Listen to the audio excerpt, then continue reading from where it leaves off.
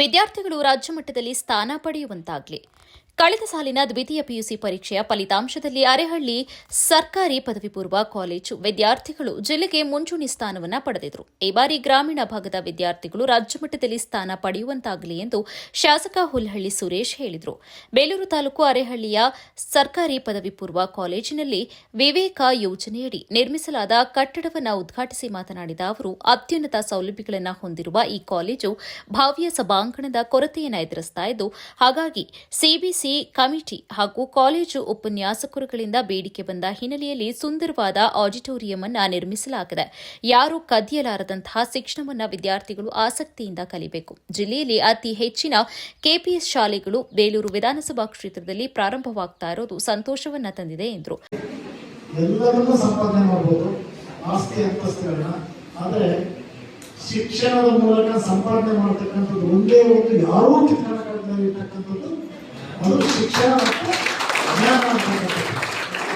ಇದನ್ನು ಯಾರೂ ಸಹ ಕಿತ್ಕೊಳ್ಳೋಕ್ಕೂ ಆಗಲ್ಲ, ಕಲಿಯೋಕ್ಕೂ ಆಗಲ್ಲ.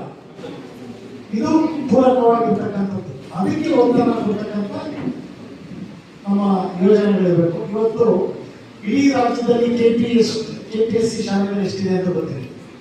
ಬಹುಶಃ ನಮ್ಮ ಇಡೀ ವಿಧಾನಸಭಾ ಕ್ಷೇತ್ರದಲ್ಲಿ ಹಳೇಬೀಡಿಗೆ ಒಂದೇ ಒಂದು ಕೆಪಿಎಸ್ಸಿ ಶಾಲೆ 23 ಅದಾದ ನಂತರ ಒಬ್ಬ ನಮ್ಮ ಶಿಕ್ಷಣ ಸಚಿವರು ಸಜ್ಜನರು, ಅವರ ತಂದೆಯೂ ಸಹ ಉತ್ತಮ ರಾಜಕಾರಣಿಯಾಗಿದ್ದವರು, ನನಗೆ ಹಾಸನ ಜಿಲ್ಲೆಗೆ ಭೇಟಿ ಕೊಟ್ಟಂಥ ಸಂದರ್ಭದಲ್ಲಿ ಒಂದಿಷ್ಟು ಮಾಹಿತಿಯನ್ನು ಕೊಟ್ಟಿದ್ದೆ.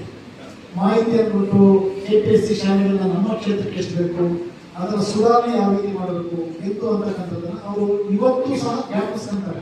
ಸಿಬಿಸಿ ಕಮಿಟಿ ಖಜಾಂಚಿ ಸೋಮನಾಥ್ ಮಾತನಾಡಿ, ಸಮಿತಿಯಲ್ಲಿದ್ದುಕೊಂಡು ಕಾಲೇಜಿಗೆ ಬೇಕಾದ ಮೂಲಭೂತ ಸೌಕರ್ಯಗಳನ್ನು ಒದಗಿಸಬೇಕೆಂದು ತೀರ್ಮಾನಿಸಿದವು.